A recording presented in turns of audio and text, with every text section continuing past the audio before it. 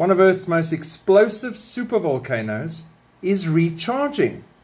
Far beneath the ocean near Japan, scientists have discovered that the magma system linked to the most powerful eruption of the Holocene is slowly rebuilding.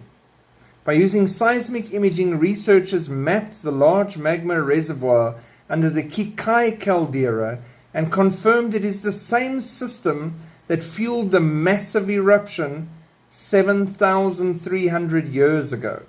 However, the magma now present is newly injected, not left over, as shown by changes in the chemistry of recent volcanic material and the growth of the lava dome over thousands of years. Yeah, it is recharging. Recharging for judgment.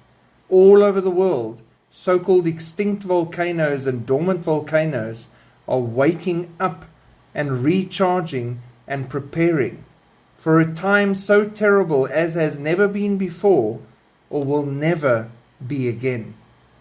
Make sure your life is right with Jesus Christ before Jacob's trouble arrives.